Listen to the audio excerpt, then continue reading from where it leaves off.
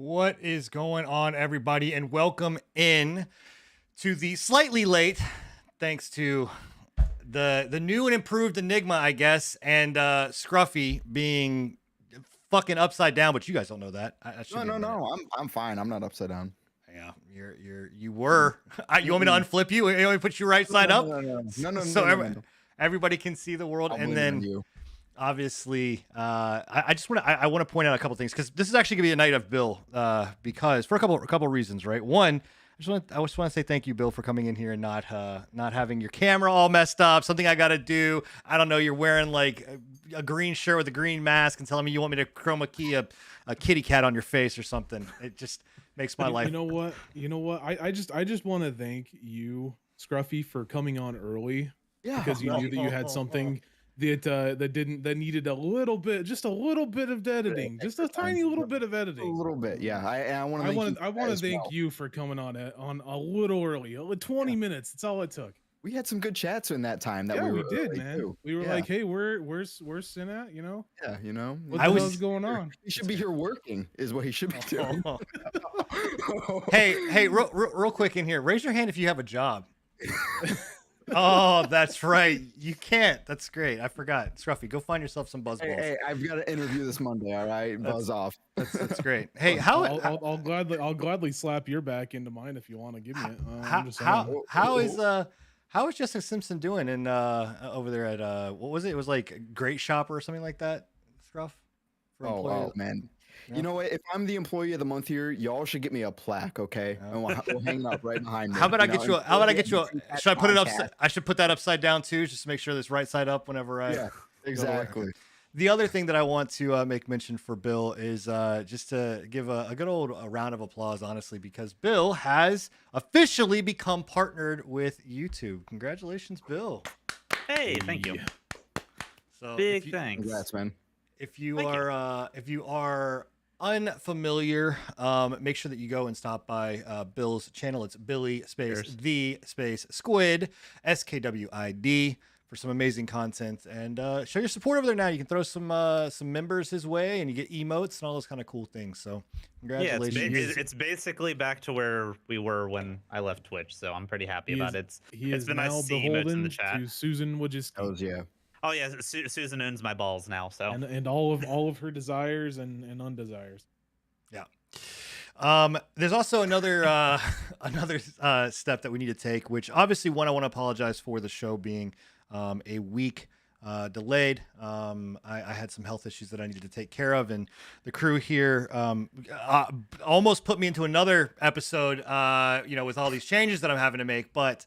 Let me kind of take a step back and let me take the time I needed to make sure I was okay. So I just want to say thank you to not only these guys, minus Enigma and Scruffy. So really, Bill, just thanks Bill for understanding, and to the pre-patch family and whatnot for all the warm welcomes and wishes that I got. So appreciate that. The second apology that I need to make, right? It's a new sin, man. 2023 is a new sin. The second apology that I need to make is actually to Mr. Okidoki. And if you're not familiar who Mr. Okidoki is, he is one of the developers for Battlebit. We talked about Battlebit on our last episode, and we spoke very, very, very highly of it. But we need to make a correction to some information that we gave. One of the things that was said during that show was that it was kind of like a meme kind of joke that came out in response to Battlefield 2042. And we actually, that was not that game. We're not going to talk about what that game was, but Battlebit's actually been an ongoing project since 2016 as a standalone thing. So it's early access now. It's still, they're continuing to keep updating it. I think they just added like repelling, right, or something like that. I think Enigma, you were telling me. It looked like something they're working on. It looks really good too. Yeah, it's very. I mean, again, I unfortunately miss out on a lot of the tests that they do, but I wish I could be there because the game is just phenomenal. So I want to make sure we make a correction. And again, thank you for Mr. Okidoki for commenting on our podcast and mentioning it and whatnot. And they've been really great. Like they've been awesome. Like no hard feelings. They've responded back to us and things like that. So just want to say that we're in love with your game. Can't wait and hope that it comes out soon. And we did want to make that correction again. It's been a standalone project since 2016, and you guys are doing some amazing work over there. So, yeah. So there we go. So that is all the apologizing that I'm going to do for the foreseeable future, for the whole year. I don't like doing that. But yeah, it's episode 73, and we're gonna have an episode this week, and we're actually gonna try to keep it up and have an episode next week as well. So you'll get 2 weeks back to back of the boys here with pre-patch. And man, it's a doozy of a show. We got a lot of crazy stuff. I think you guys are gonna have fun listening to some of the ranting and raving on top of just. Well, all I can call it is the walk around about, back it up, delay show, because holy shit. The news is nutty right now with all of this stuff. So make sure you stay tuned. And by the way, if you can't stay tuned, then, hey, download us on one of your favorite podcast apps, because we're on all those apps. You can go in and check us out, whether you're there, whether you're on here tuning in live on our YouTube and or Twitch. You can catch out. Billy's been doing an amazing job pumping out shorts for us and different kind of vids and VODs and all that kind of good stuff. Thank you, Enigma, for keeping up on the days that I haven't been able to. No, fuck that. Don't thank him. He doesn't deserve shit. He's so angry, bro. I am. And yeah, you can catch us again. You can Spotify. I mean, we're everywhere, guys. Like we're pretty much, we're kind of like COVID. You can just catch us. We're pretty, yeah. So. It's far enough past we can make that joke now. We can make that joke. That's fine. I mean, it's no longer a world health scare. So, but we are a world health scare. So, all right. Well, just to you and your specifics, like we are specifically a health scare for you. So that's true. That's true. You're not wrong. You guys stress me out to the point I'm going to go to sleep for a month. So that's fun. All right. Well, moving on to things that stress people out and whatever else. Let's talk a little bit about Twitch and YouTube news. I mean, one of which we're going to talk about again, just kick off the session with the walkbacks. But first, let's talk about deepfakes. How do you guys feel about deepfakes? Oh man, it's so there's actually some pretty entertaining content out there with deepfakes when it's done in a comedic sense.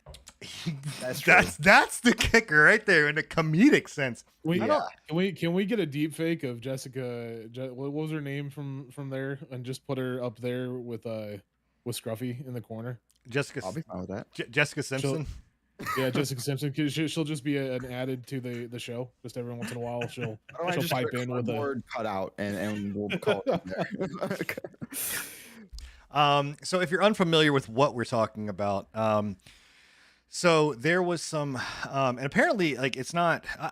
Okay, first off, this is not it's not all of a sudden happened, right? It has been a thing for a while.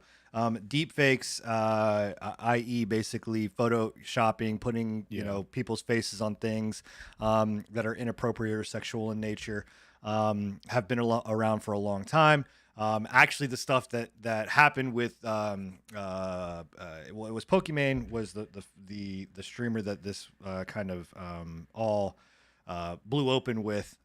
She was not found with deepfakes, but her image was used in a specific site that is used for sexual content. So, and it was found on another streamer's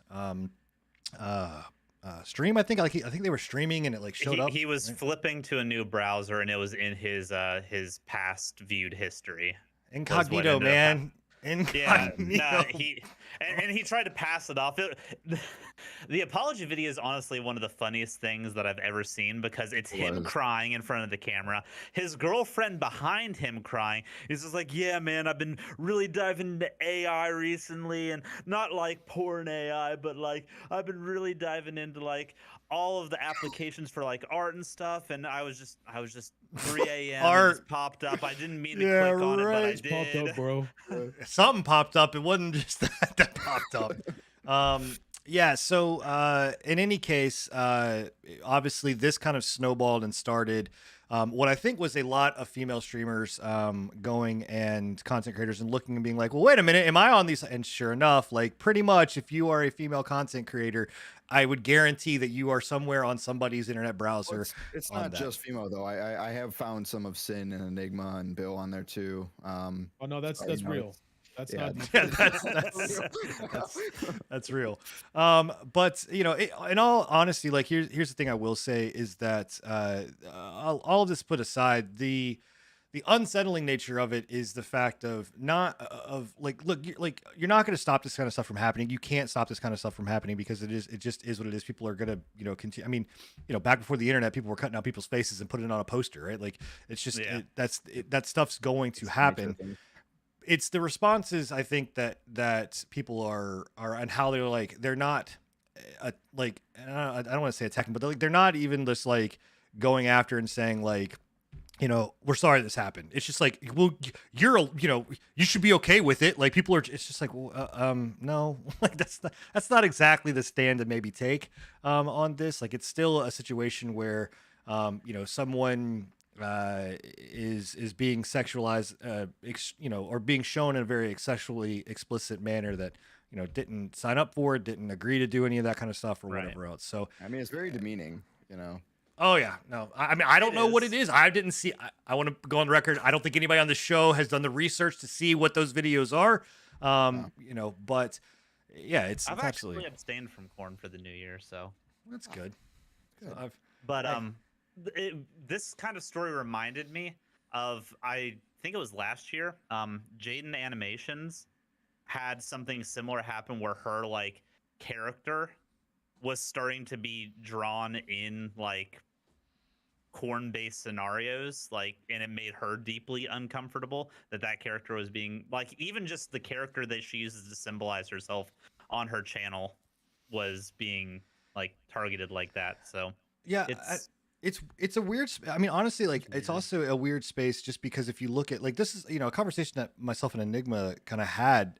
This was before all of this when it was going on. Like this was, we were talking about actually, you know, with Enigma's PNG tube. What is it called? What is it? It's not VTube. What is it? What is it? PNG tube. Yeah. Yep. We were looking at like PNG, you know, we looked at PNG tubers, then we started looking at VTubers and a lot of VTubers, like almost a majority of, I don't want to say all, but there is a vast majority of VTubers that are very much sexualized in a lot of NSFW stuff. You know, and so a lot of the times the thing with that is like they're completely okay with it. So well, a lot of times it's doing it.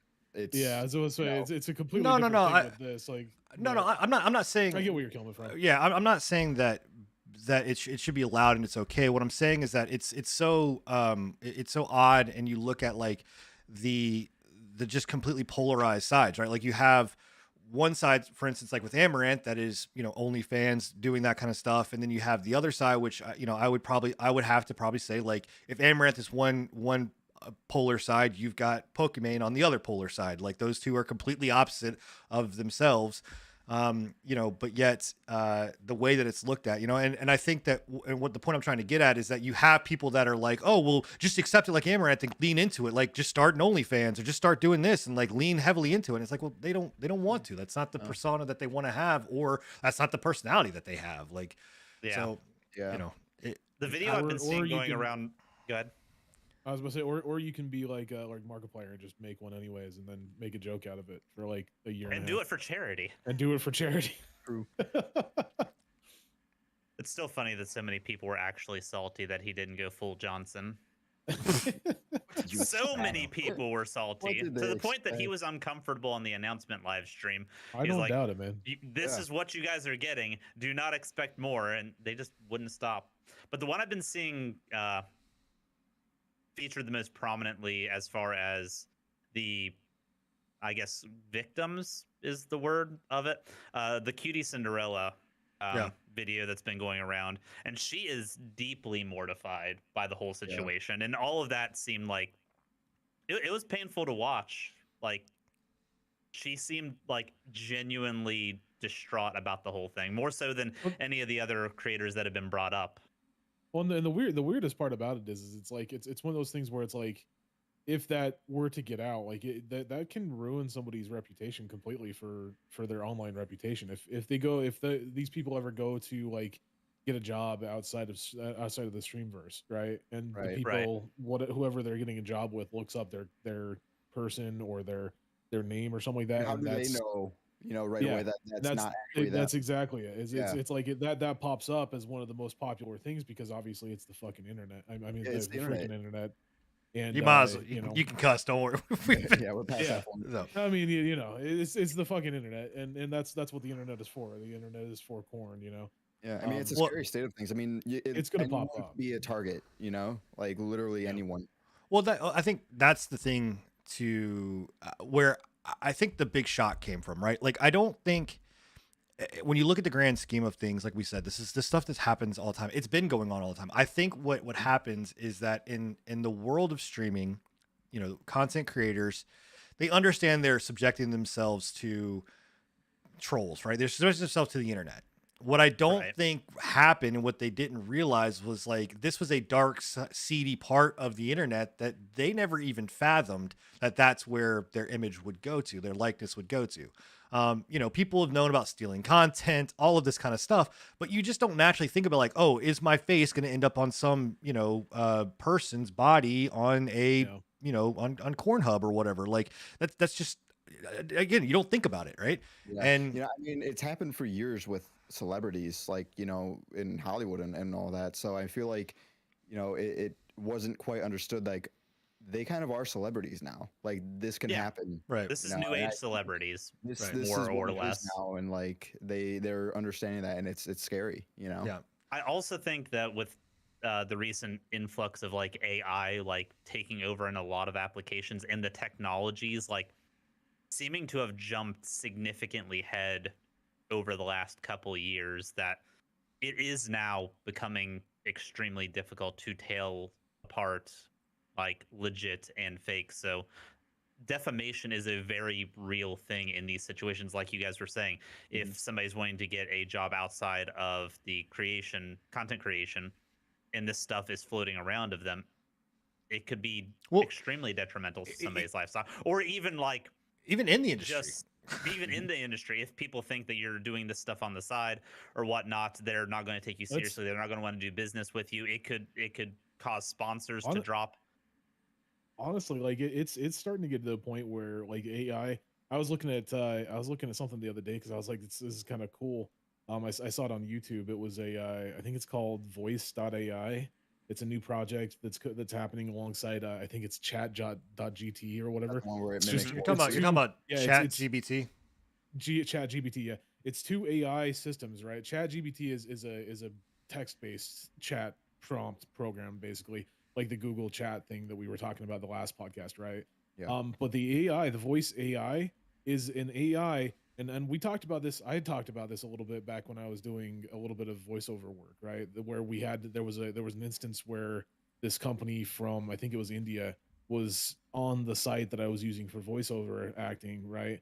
And they were making people say this specific script, right? That's basically there to train AI to take your voice, essentially, right? And that's this voice AI. It's a really slippery slope because like that voice AI gets to a point where it's near flawless.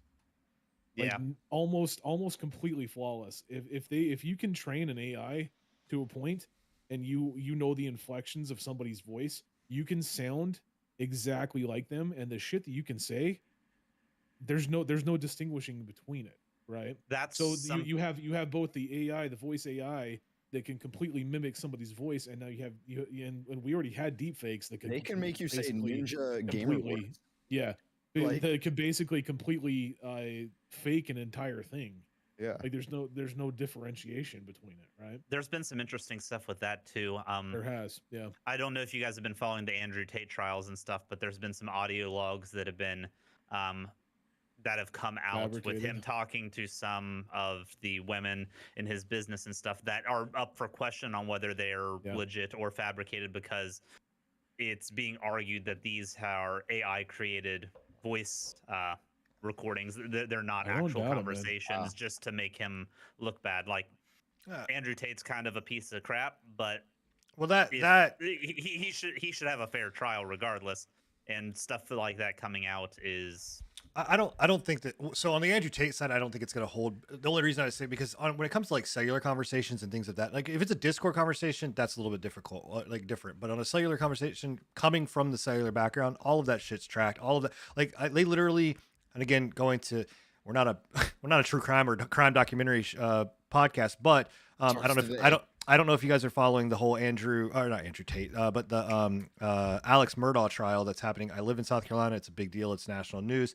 But one of the big things that they're doing is with their phone. They literally can tell every time that your phone goes horizontal, the orientation of it, the camera go. I mean, anything that happens on your phone, it's tracked. Like everything is tracked. So that like.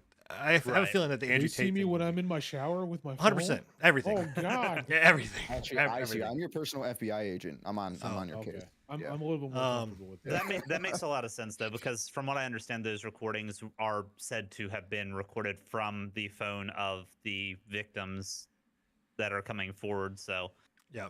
I mean, as long as they have access to the device, they should be able to argue the legitimacy. I mean, of it imagine that like on the other side of using virtual AI to like get by with your case, instead of it using it against you. Well, that's the thing. Like creating positive evidence. Yeah. The world that we live in is not prepared for the technology that we have, right? Like it's just not. I mean, even the fact of like, Elgato and NVIDIA and all this other kind of stuff, like. Well, I think it's NVIDIA, but it works with like some of Elgato's stuff. But NVIDIA released the whole thing with eyes. Like you don't even have to be looking at the screen. Like it will literally AI generate the eyes. To me, dude. That is fucking. That's like online of like uncanny valley kind of stuff. Like it's really crazy, man. In the world that where we're going, and I mean this deep fake, the AI stuff is like I said, it's a world that we're not prepared for, and we're not, and our system is not ready for. Even when you take into consideration, like Sunsprite Bay is a the artist that we commissioned to do all of our stuff, and AI generated art. Like now that is under fire, right? Because that's it's taking I could go in here and pump in a bunch of stuff and eventually get something that I would like. Like it's just crazy. I mean, the AI side of it is nuts. It is. There's definitely going to be it's kind of like the cryptocurrencies and stuff a few years ago where it's going to force regulation extremely quickly based on how quick the technology is advancing. How fast that actually comes out is going to determine how much damage can be done beforehand. Because I do think there is some necessary logistics that have to go into some of this stuff, especially more so on the deepfake side of things than like art and whatnot. I think art still needs to be like labeled in a specific way. I kind of miss back last year when AI art was the biggest thing we had to worry about. Yeah, now I got to worry if my Johnson's going to be on somebody else's Johnson. That's my Johnson. I take pride in that 1 inch, man. That's mine. You'll be watching something scrolling. Wait, that looks familiar. Yeah, wait a minute. So, I'm just saying, if you guys want to do some deep fakes of my character, give me the biggest, just the biggest, the robot. Yeah. The biggest. Yeah. So that's on the Twitch side. So that's the drama that's kind of going on right now. Aside from the normal stuff where Twitch is sticking ad revenue, lowering it down, increasing stream time, all that kind of great stuff. That's always happening. So that's nothing new. But like we said, at the beginning of the show, this is titled, Walk It Back About Delays and stuff like that. So as you heard Enigma try to correct himself on cussing, and we all kind of have skirted around some curse words from here and there. Is because YouTube decided to come out with this policy or say that you can't, within the first like 8 seconds to a minute, you can't cuss and all this other kind of crap. And then and obviously that's just not going to fucking go anywhere nice. Like nobody in the world is going to be okay with that. And so now YouTube is kind of being like, hey, we heard you loud and clear. Like we may have fucked up. So no policy has been made yet. Like no addendum to the policy has been made yet, but they have made it clear that there will be a walk back here soon.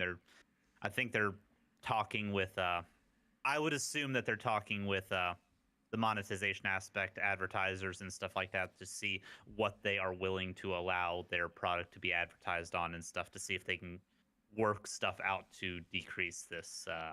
It's such bullshit because, honest to policy. God, Advertisers have all the power over these sites, man. They really do. They do. But when you're talking about, like, again, I work in this industry. I work in literally the sponsorship brand side industry, right? And I can tell you right now, we have never, ever, ever gone to somebody and been like, "Well, you cuss too much." Like, no, we don't. And brands for the most part don't get. And any brand that is willing to go on to sponsor anybody. I mean, that's like being like, "Hey man, Michael Jordan or LeBron James, like, you can't cuss, you can't, not like, you like, are you kidding? Like, you can't get a tattoo. Are you kidding me? Like, dude, what is going on?" So I'm telling you, their statement's going to be, Susan wants more money, cry more babies. No, I swear to God, they 100% should come out and be like, "We fucked up." That should be the statement. We fucked up. Exactly like that. That's a win. And if they do that, that's a huge win.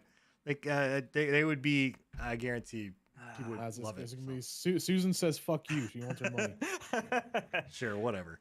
We'll see how it goes. I'm interested to see what YouTube does, because up until this point, they had a pretty nice. They had some decent momentum building behind the site going into the new year, and that kind of put it to a screeching halt. So, yeah, it's and I'm not just saying that because I'm a partner now. Yeah, right. Now you got that damn check mark. He's like, "Hey, YouTube is fun. Everything like, YouTube Susan, does is great." Susan, It please is phenomenal. don't demonetize me, please. I still won't swear for you. I'm a baby streamer, please, Susan. Anyway, so we are now done with the section that we always talk about, which is the Twitch and YouTube news, and we are moving on into what we've been playing. And that's not the footage that I wanted to have up, but it's already there, so we might as well go ahead and kick off into it. I wasn't going to talk about Miles Morales yet, but we're just going to go ahead and start with Miles Morales. Okay, well, I have been playing specifically the PC version, right? This is the PC version of Miles Morales. If you are unfamiliar with Miles Morales, it is the I have to say sequel to Insomniac's phenomenal. I'm pretty sure it won award-winning Spider-Man game that came out. Originally, this launched on PS5, and then it was just brought over to the PC. About a year or so, right? What's up? Yeah, it's been about a year or so, right? I think it's been more than that, honestly. But from when it originally launched. But here's what I want to say, right? I want to. This game I want to love. I loved Spider-Man the original. The art style seems a lot different from what I remember the original being. Did they add more cell shading and stuff? Is this more like? So Enigma pointed this out whenever I had this suit on. So I obviously put a suit on that makes my character cell shaded.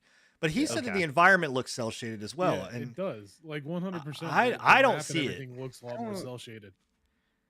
I don't because like from my playthrough of the original, it didn't look that cell shaded. Like everything had like, and I'm pretty sure it only happened when you put that suit on.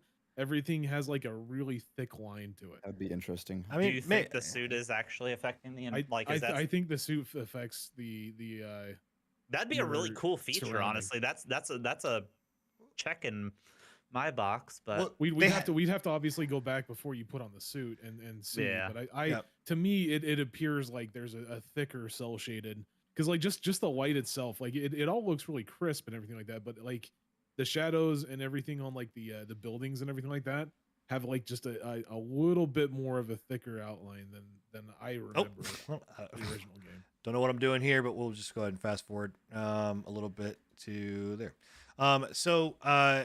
I don't know. I do know that there are suits that like you can get into the Spider-Verse suit, right? That will change the way that you look, and it has something that says like alters reality to bring in other versions of the universe, and so maybe it is doing something like that in the background. I can't tell you, and I want to. Really cool if it does, though. I'm not even gonna lie to you. That's like. You remember the Crash Bandicoot, the newest one? It had a mode where it changed physically how the map looked and you interacted with it. So yeah, that's really cool. I like that kind of stuff. I've always liked that kind of stuff. When what was it? It was that a Japanese PlayStation game that released. I forget the name of it. Ghost of Tsushima. Yeah. Ghost of Tsushima had that kind of thing where like there was certain, and it didn't have anything to do with like your character. It's not like they you put on a specific suit for your character, but they just had like presets inside of the settings of the game that would allow you to have like cell shading, higher cell shading, like black and white, like the old school Japanese. Before we all films. start sharing our stories on this, I actually just played a game that did that too, but it was even more so. It was Vietnam, Rising Storm 2 Vietnam. They have post-processing settings in that. One of them is called Woodstock, and it makes everything trippy, like going like you're on drugs, dude. Like you're on psychedelics, dude. It's actually awesome, and you can't play in it at all. It's impossible, but it's awesome. Funny. Yeah, I think it's kind of cool if that's what's going on here, because, and again, I'm not entirely sure. To me, it just looked like there was a little bit more like I said, like a little bit more cell shading and a little bit more like outlining to the characters. That I don't remember being on the original Spider-Man. It just could have been something that they did for Miles Morales that I just wasn't aware of, but. I still think it looks good. Like I want to give my positives before I jump into the negatives. Because what I'll say is I think the game took me like 4 days to beat. And by day 2, I was ready to be done with the game, which is sad, honestly. I'll say day 3, I was ready to be done with the game. So what I like about it, right, is that it's the movement, like everything from the original is still here. Like the character feels very unique. Like his powers feel different. I played this very different than what I played the first one. The first one, again, because you don't have this electricity mode. You don't have like this camouflage mode. You have to play in a very iconic Spider-Man style, beat 'em up style. Right. If you're familiar with Miles Morales, they actually held true very much to his character and his archetype. Like he does have the electricity stuff. He does have the ability to go invisible. Like he has different powers than Spider-Man. And they stuck very much to it. The way that the character moves, the way that he just kind of like floats through the air, like all of it, like they nailed to the more like into the Spider-Verse style, like where he's just kind of like very like loose and kind of almost like Spider-Man does it in a very like well-defined way, because obviously Spider-Man, this is like, I'm a kid that just became Spider-Man. I don't really know what I'm kind of doing. So I'm kind of all over the place. And it fits, and it does really, really well. The combat system is fun. Again, it's the exact same, or very similar to the original. The mission and story is this is where I start to kind of go. The mission and the stories are very, in my opinion, kind of bland, comparable to the first one. Like all of this stuff is going on, right?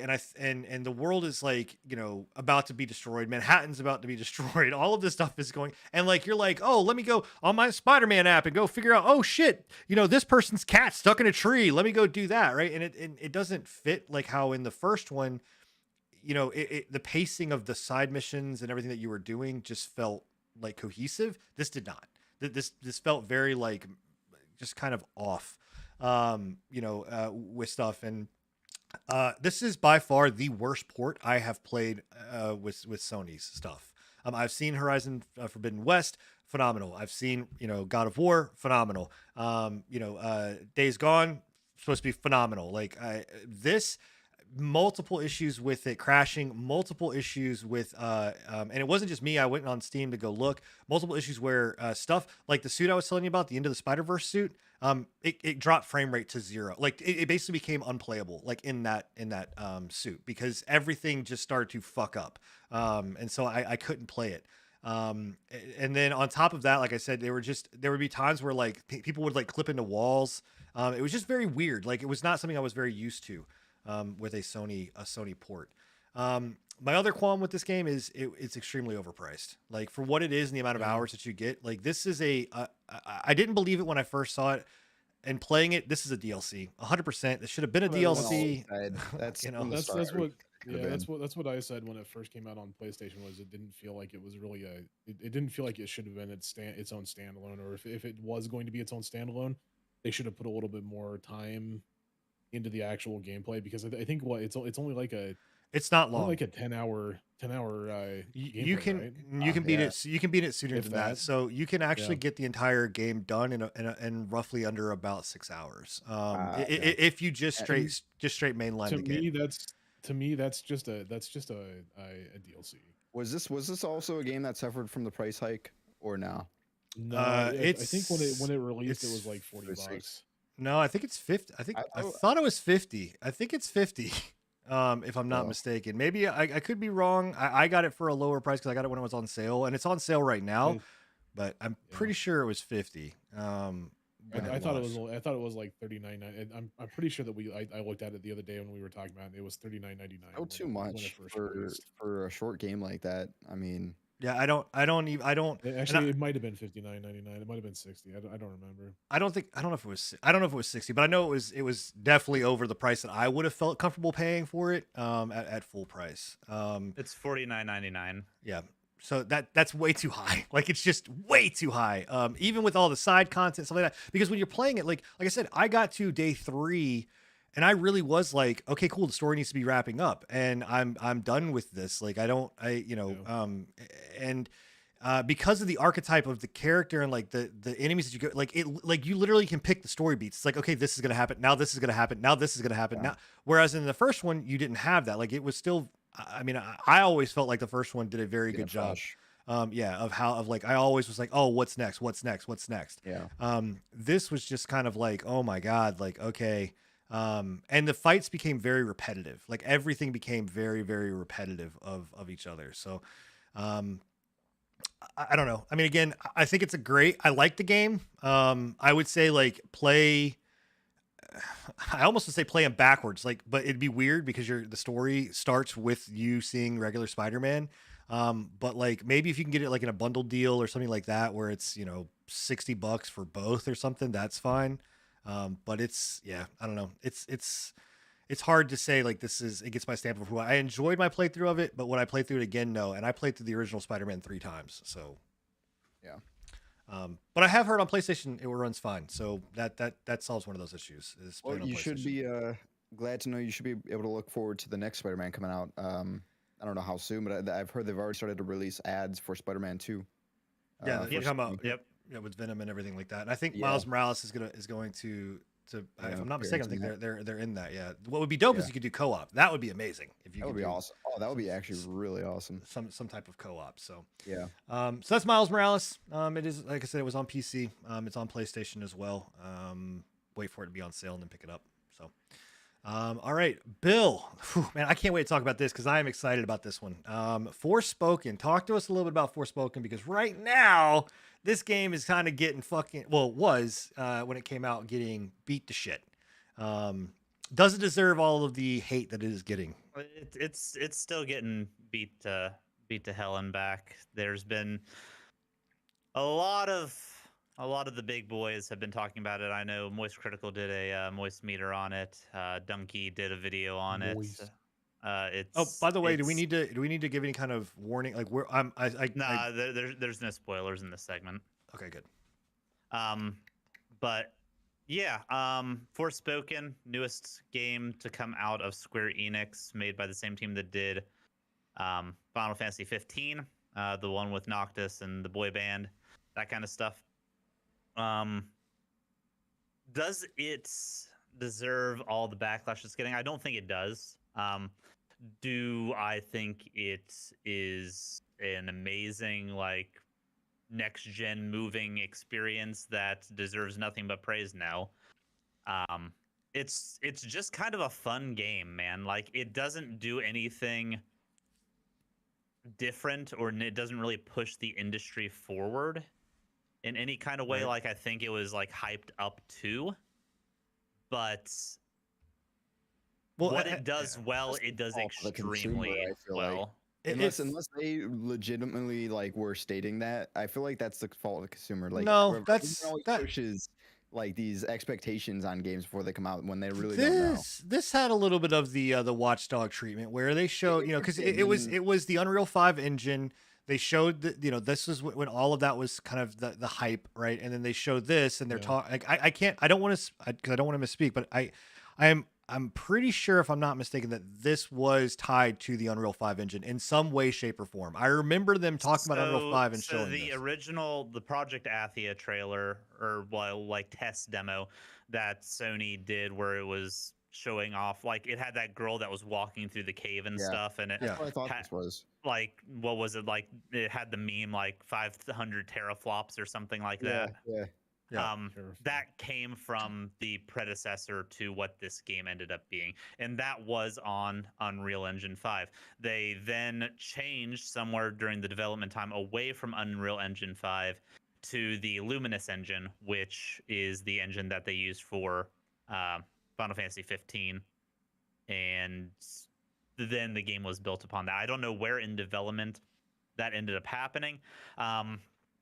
There's some news coming out slowly about it that there was much similar to Final Fantasy 15, where this game's development time, it's a 10-year development time for this game, but somewhere around year 6 or so, it had like a drastic shift in development where a lot of the aspects of the game did change. So how much time this game actually had to develop into what it currently is kind of up in the air. Yeah. So that's one of the areas that's getting beat up on. The other area that's getting beat up on is the dialogue. And It's not that bad. It ain't that deep, bro. It's pretty fucking bad, bro. So like, I went into your stream the other day, and it's no worse. Even I was like, holy cow, this is a Sony product. Like, this is it's not great, but it's no worse than what I would consider like Uncharted dialogue or anything like that. It's your standard like action movie dialogue. well, you know what I get. A lot of people are giving it the Marvel, like saying it's the Marvel of Square Enix games with its dialogue choices. I would agree with that. So I when I first heard the dialogue, and for like not to, and I want to make sure we say something. There's some stuff sounds wise that is fucked. Like one of the starting scenes, you start off in New York City. You'll walk around New York City and there's no cars making noises. It's just a very like blank sound canvas. When it's like this is a city and it's supposed to feel very alive, it doesn't do that, right? Very well. But what I'll say is when I first watched it, I was like, "Fuck, this is bad." And then as I kind of took it back, I was like, hold on one second. I am listening to like her dialogue and her banter with her little bracelet thing. And I was like, I get it. Like this is a punk ass teenage kid that is, honest to God, if I were to take a teenager of today and put them in this situation, this is exactly how they would talk. Like this is exactly how they would talk. I was like, I get it. I no longer had that much of a problem with like their dialogue choices and the way that they said things. I was like, this feels like a Devil May Cry kind of style game in an open world with a character that is very much like Dante, and it's just like this kind of pre-Madonna asshole that's just from New York. Like I get it. I'm okay with it. I equate this. What was that? What was that one Final Fantasy game that you were playing recently that came out that was like it had the Stranger of Paradise? Yeah, Stranger of Paradise. I would equate that to that this dialogue to Stranger of Paradise dialogue, and that was no. I would say Stranger of Paradise is way worse. I'd say that's way worse. How's the sound design once you get into this, other world? Is it it's better? More or less what Sin said. The ambient noise is startlingly empty. Is it? Yeah, the sound is mostly taken up by the musical score, which I enjoy the musical score for the game, and then sound effects of the actual combat itself. Ambient noise is almost it's like non-existent. Yeah, it's weird. Yeah, it's a bit unsettling. Yeah, but very weird. As far as the dialogue goes, I can understand where people have qualms with it, but to say that it's the worst dialogue to come out of gaming, I don't think it deserves that credit. Yeah, no, that's kind of harsh. Yeah, and that seems to be the biggest place where the bandwagon kind of has went with this is, oh, dialogue bad, game bad. My biggest thing was just like me coming into your stream the other night. Out of context, and I was just like, it wasn't even really the dialogue that I had an issue with. It was the voice acting that I had an issue with. Like the voice act, it sounded like they just went and hired some lady from off the street and were like, here, read this script for us really quickly? Are you talking about the main character?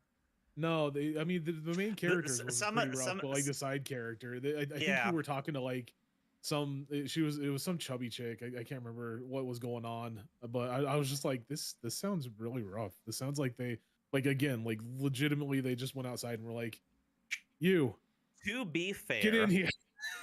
as somebody who likes Square Enix titles, you should know that their voiceover work is I'm not. not saying that it's not great, but what I am saying is that like it was a Sony backed product. Like Well, it's it's not like this was just some random thing. This was something that Sony was like, yes, we put our mark on this. This is gonna be the big thing for Sony for PlayStation. Like, I don't know. I mean, it's not entirely Sony backed. Yes, they bought the console rights to it, but they haven't put any investment time into development of it. But they did play it off as like this was one of their big. They're just they're marketing it. Yeah. Like it's their marketing. This is like the situation that came out with for in my eyes at least. This is the same situation that came out with No Man's Sky, right? Like No Man's Sky and Sony were in bed together pretty heavily. No Man's Sky, Sony was sitting there hyping No Man's Sky up like crazy, and it didn't turn out very well. And I was like, what? Why the hell didn't you do anything about it, Sony? Like, if you were putting that much staple into the actual game, you should have at least been like, hey, you need to work on that a little bit, you know? Right. But that's just my opinion. Let me ask you this: is the game? Are you having fun playing it?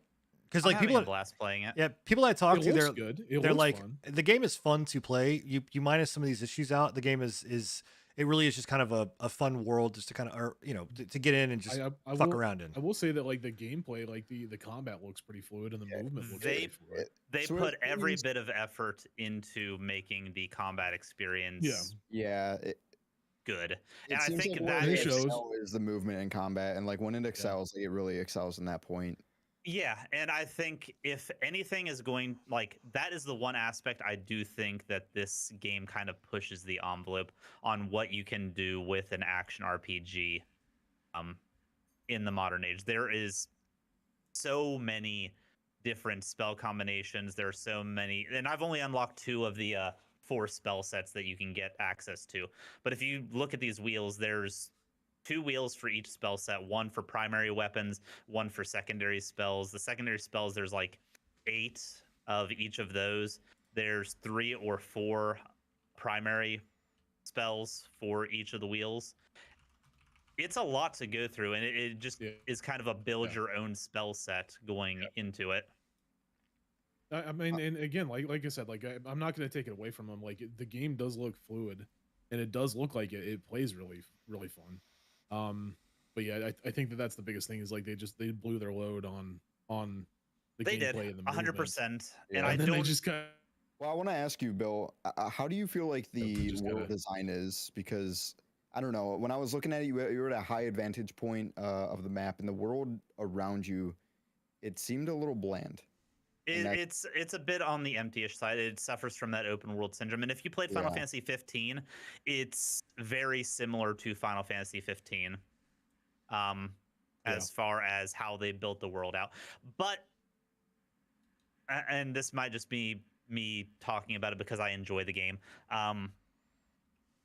Similar to like Elden Ring and stuff like that, most of these open worldscapes is stuff that you're going to be running through, or like you're not going to interact with 90% of the thing in an open worldscape. You're still going to run from point A to point B. And I think if they would have filled it up too much with this particular title, it would have broke up the momentum on what they were really trying to highlight, which was traveling distance in a fun and fluid way. Yeah, but I mean, even if they maybe scattered a few more POIs around, I don't know how many there are to be exact. There's a decent amount of PO points of interest throughout the game. They're not exactly the most engaging points of interest. Like what I'm in right now is a dungeon, which is one of the points of interest. There's also the puzzle chests, which you all saw me going through as well. There's a few other types where it's like a mid boss or an open world boss that you can fight that is guarding some sort of loot. horde fights in like towns that are ruins and stuff that you fight a wave of enemies and then you can loot the area safely. Stuff along that. It's nothing groundbreaking in Yeah. what they have your points of interest. And also the side questing it kind of has that Fallout 76 original feel to it, where you're not exactly getting Ooh. side quests from any source. It's just more kinda just picking like them up you're through the lore stumbling and stuff. upon them and deciding on yourself, do I want to Yeah. interact with this or do I not want to interact So with this? Which you saying Fallout 76 just made me hate this game even more. well, it's That's a comparison you don't want it's a to show fair around staple to here. make because the only place that you see actual human characters is in your villains when you're fighting them and the main town hub. There's no Yeah. human characters out in the open That's world such to a, interact that's with. such a weird, like, Yeah. even with And Fallout given the lore of 76, the it's such a story weird and one. like where like how the world is built, they have a lore basis to it. Again, similar to how Fallout 76 had a lore base to why there is no people running around. Yeah. Doesn't make it a great design decision, but who knows? To me, again, it kind of screams the whole. It's the same thing with Fallout 76. They blew a lot of their load on voice acting and Yeah. making sure that the game, like they blew a lot of their money on certain aspects, and then we're just like, fuck it, we'll just slap a band-aid on it. And yeah, It's just a little sad to see this. Even this dungeon to me is a little lackluster in design aspects. Like the it's all dungeons same are all very corridors. samey. Yeah, I will but say that the boss design so far, and this one in particular, that one's kinda is cool. it's pretty neat. The enemy designs, they put a lot of effort into how the enemies and how Frey look specifically. That's nice. when the graphics are being compared, when people are saying it's a bad looking game, there are plenty of bad looking aspects of this game. Mhm. Frey and the enemy design is not one of them. It's an extremely weird game, man. Like How I am much very is it? it's 70. $70. $70, yeah. It's That's a such a tough- weird game because you can there are clear cut definitions on where you can see exactly where the budget got cut. Any Yeah. of the side NPCs look extremely bad. New York originally did not look very good. The hub world, or like the main town area, does not look good. This like side dungeon stuff, not the most engaging appearance. All of the budget went into enemies specifically, the magic, particle effects, and the combat system. Was this game delayed at all? No, Man, I don't feel believe like it this is was. one of the games that should have been delayed. I'm sorry.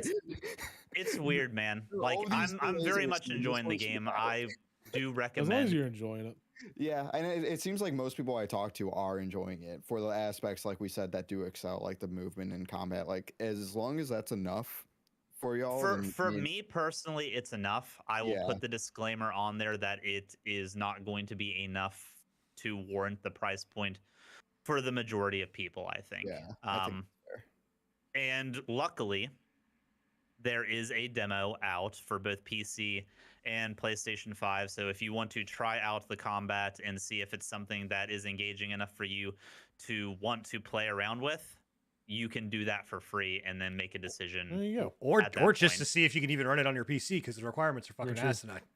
Yeah, it's unoptimized. It's bad. Again, Final Fantasy 15 had some hefty optimization issues for its time and place. So Yeah. I don't know. The game, I feel, has a lot of good aspects, but where it has negatives, they're egregious. And Yeah. it is obviously a show of, yes, it should have been delayed. Why it wasn't, what happened in the development, we Again, may it's never because know. Sony. It's because Sony hyped it up and they sold it as a, hey, this is one of our big titles for 2020. Yeah. And you think Sony pushing it was why they I have kinda no had, doubt. Yeah, I have no doubt. 'Cause again, that's what happened. No with, Man's that's Sky, what happened yeah. with No Man's Sky.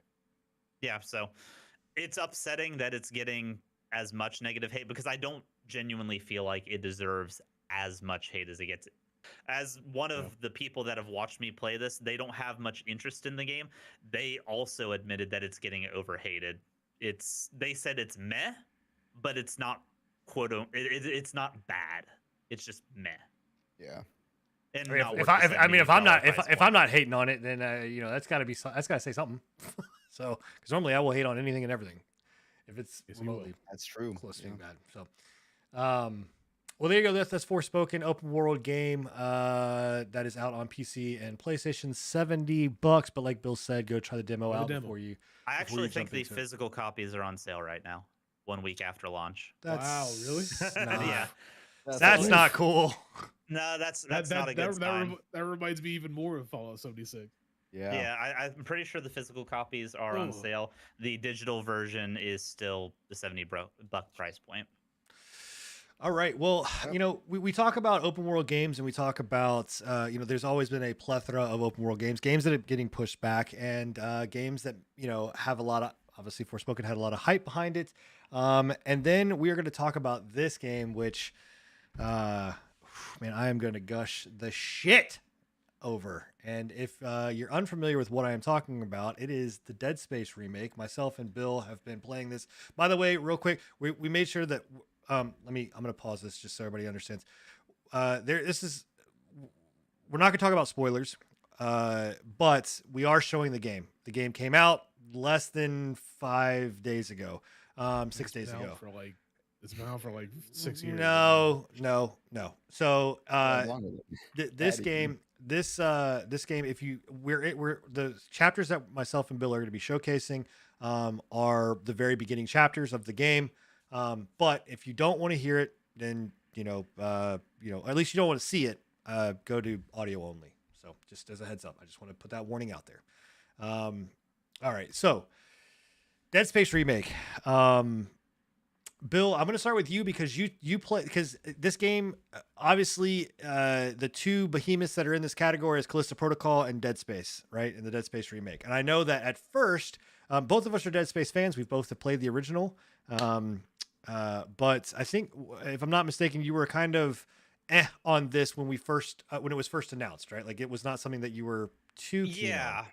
Yeah. So I was so I had two reasons. One, I didn't feel like the game had aged enough to warrant a remake. I didn't realize it had been as long as it had since the original came out. The original was out in 2008.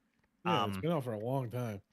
But that being said, the game held up, in my opinion, still to modern day standards of gaming. So I didn't really feel like it was a warranted remake when there are a lot of other horror franchises like Parasite Eve or whatnot where I would rather see get remade. Again, that's not an EA game, but I'd love to see that.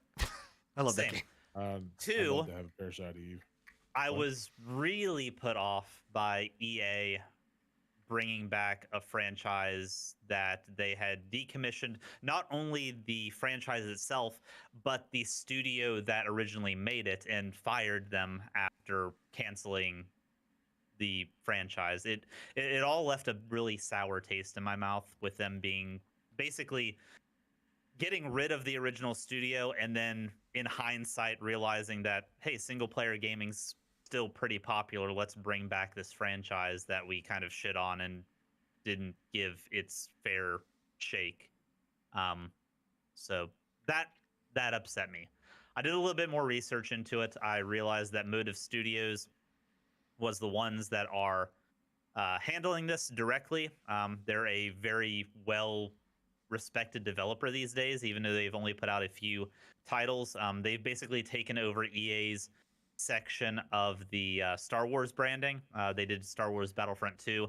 They did Star Wars Rogue Squadron, that kind of stuff. They are trying to take the universes that they are given and be as faithful to those franchises as possible. So I have a lot more respect for Motive Studios than I do for EA overall. So them getting the chance to do this, I knew that they were going to take it very seriously and do it well. And they did. I ended up getting this just because Dead Space is one of my favorites. I ended up beating it the day that I picked it up. I played straight through 13 hours, beat through the main story, which roughly takes about 13 hours. That's a rare thing to see Billy do. I feel like that's. I love it, man. This was one. This and Resident Evil 4 are my two favorites horror games from that era, and the fact that both of them are getting remakes is wild to me. It's good.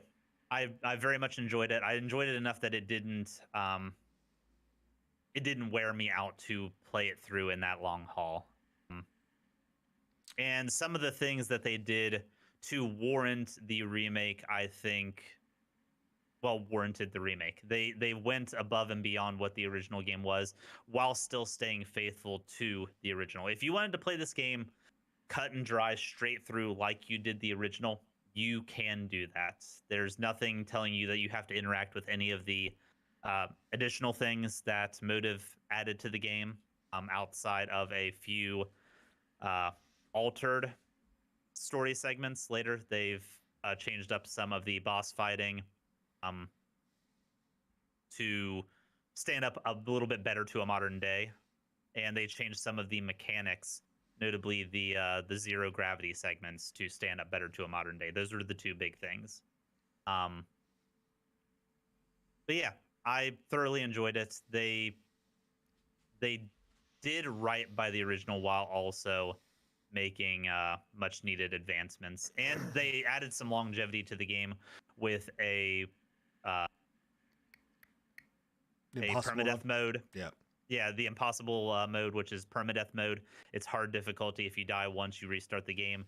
And they kind of made it a Metroidvania. And if you want to kind of dig into that segment of the game, because I more or less played it straight through as if it was Dead Space 1. I didn't play much with the procedural generation. Well, not procedural generation, but the open map.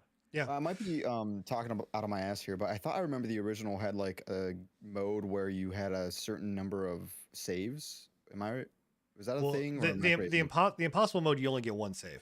Like you maybe that's well, hold on. Is that in the original? Maybe it's not one save. You can't. There's no auto saves. Right. So okay. Maybe that's what it was. You have to manually save the game. Was that also in the original? I can't remember if that was in the original or not. Either way, I thought that was interesting and it seemed like a fun challenge to do. But so Bill's playing it on PS5, and we have both, so you can kind of see comparisons of the two, just as far as graphical, difference. Like I have them both there, so you can guys see it. But I'm playing on the PC. Bill is obviously playing on the PS5. They both look gorgeous. I've not heard any complaints at all on the PS5 version. Is there anything that you've run into, Bill, as far as issues? No, it ran smooth as butter. I had zero glitches with the game. Yeah, so. I mean, same. So like, this is what I guess. I went into this expecting, it's EA, right? I went into this expecting horrible problems, glitches. It's going to be buggy. I mean, let's be honest. When was the last time we got a game that actually came out that didn't have any kind of fucking issues? Aside from Elden Ring, right? Like I didn't, just because Motive Studios' track record is usually pretty good. But EA is not. EA's is not, but the EA products that Motive has put out have been. So they haven't given me a reason not to. Yeah, I just was not going in expecting really much. I mean, this is a beloved franchise of mine. I played it when I was younger, and so going into it, it was a no-brainer for me to play it. And I just, everything that they've done, man. This is my game. This is right now one of my game of the year. Obviously, we're very early on, but this is my game of the year. Like the Metroidvania that you talk about, like. And going from Forspoken to this, where it's open world, massive, do whatever you want, to kind of this idea of you are in a very closed, confined space. It is a standard, it harkens back to a day where it was like, hey, here's your mission. Go do this mission. Go down this hallway. Go here. Do that. But yet you don't feel like you are trapped and backtracking a lot in the same environments. At least I have not. Like, even though you are, it's like the ambiance of what you're in, the game just does such a good job. And again, you can go and say, hey, look, like I don't want to do the story mission. I want to go do these side missions, and you can go do them to a point, but then maybe you have to go over here to get this key to unlock this. Like I'm in a segment right now where I'm trying to get side missions done, but I need a key from the main mission. So I've got to go do that to then get the key so that I can backtrack to go over here to do this mission. Like that's that Metroidvania aspect. And it lends itself so well here. The the character types are great. The homage that it plays to or paid to the original game is phenomenal. I like there's literally nothing about this game that I can say negative. Like I have loved every aspect of everything that they have put into here. It's simplistic enough to be to remind me back of like playing the original, but different enough and complex enough to be like, okay, cool. I feel like you have added the stuff that I would want in this game. Weapon choices, choosing different things, different play styles, choices with upgrading. It's still, I think it's difficult where it needs to be difficult and easy where it needs to be easy. It's not like dick punchingly hard, as some games can tend to be when they're in this genre. Like I think they make the horror genre just be like, oh, we're just gonna make it really tough. Like that's how we're gonna make it, scary because you have to deal with this. The one thing that we have not touched on that I want to is, and I hope that you share the same feeling I do. The fucking score and the music and the sound effects in this game are fucking phenomenal. Like just chef's kiss. No, it does ambience perfectly. And did you know that it's got a dynamic intensity director is what they have named it. It's a program that runs behind the scenes that, depending on how well you are doing in the game, it will actually up the intensity and I was wondering about of the game. Cool. So similar to like a Left 4 Dead style, and I think Resident Evil 4 originally had something like that, where if you're doing particularly well in the game, it'll give you more enemies to fight and stuff like that. But this kind of takes it a little bit further, where it'll actually like shut the lights off on you. It'll add more ambient noises into the walls. There's a few segments where like you're riding the tram system, and if you're like plowing through the game and doing well, it'll stop the tram and just give you like a 30 seconds of like, oh, am I about to have to fight in this small ass tram? Before like moving it forward. So it's got a dynamic intensity modifier, cool, which will give you more enemies to fight, especially while you're doing the backtracking segments, but it'll also change other aspects like the environment. It's really well done. Dude, I was wondering about that because I had I was playing yesterday and I went through this one section and had cleared it out, was doing my thing, I was walking back, and then I thought I didn't go into the storage room. I went into the storage room, opened up, and everything, like the lights just completely die on me. I'm like, what the fuck is happening? And then all of a sudden, this vent, like you just saw in here, the vent, there was a spinning blade or vent fan there. All of a sudden, it just started going fucking haywire, and then just exploded, and nothing came out. And I'm like, what? That happened to me a few times too. It's extremely unsettling because you're just holding fixed to that vent, waiting for something to pop, and nothing ever came from it. It's just, I mean, the game, like, I would like play, like, I don't know, like I love the game. It just, again, it's the game of the year. I cannot speak highly enough about it. It hits every beat that I want. I think it's a bit foolish to call it the game of the year, though. That's really? The only part that I'm going to disagree with you. It's not.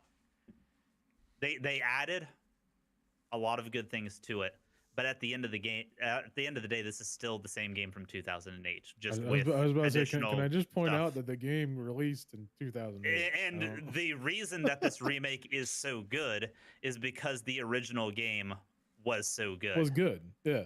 I still don't. I genuinely feel like this game of the years. Yeah, I don't know. They added a lot of stuff to it. They improved it in a lot of really good ways, but it is still the same game from 2008 at the end of the day, just with a modern coat of paint, modern tech put into it, and some additional elements such as story beat segments and you having access to the open Ishimura. The map is still the same. They just allowed it to stay open because they have the technology to do that these days. Well, I mean, I guess we have to move on because we still have other stuff to talk about. But like, I just, maybe this is something we'll bring up at the end of the year with Game of the Year. But I get that it's the same game, but at the same time, like there's so many ways that they could have fucked it up. Like they've had remakes that have just completely blown ass and whatever else. We have new IPs that completely fucking blow ass, that come out. Where this game, no issues, no problems. Sound is great, control is great, gameplay is great, story beats are great. Like my issue with it is back when Resident Evil 2 remake came out, we all unanimously concluded that Resident Evil 2 did not deserve to be nominated for a Game of the Year award because it was a remake. That was more of an overhaul to the overall game than what this is. I will say that I think this game is better than the Resident Evil 2 remake, but I also think that the original base for the game lended to that. I was originally going to point out the Final Fantasy VII remake, right? Like that to me, for sure. That if you wanted to say that contended for like a Game of the Year, that was a complete overhaul. Like, granted, yeah, it was the same like questing system and everything like that.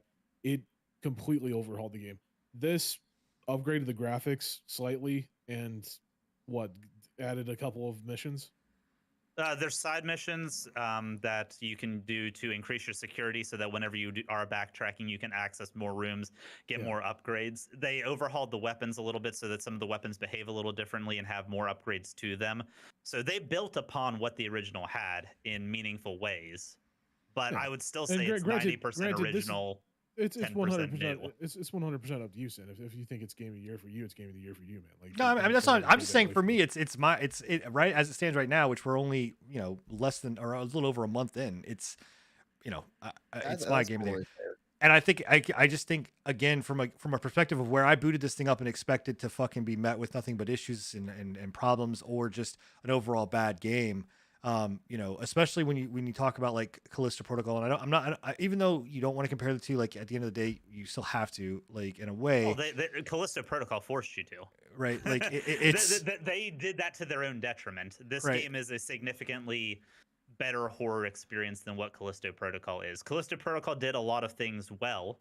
I think the melee combat's good. I think the graphics, and they also nailed the ambiance because that's what that studio does. They nail ambiance.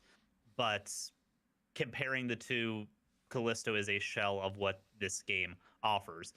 But I also think Callisto is a shell of what original Dead Space back in 2008 offered. Yeah.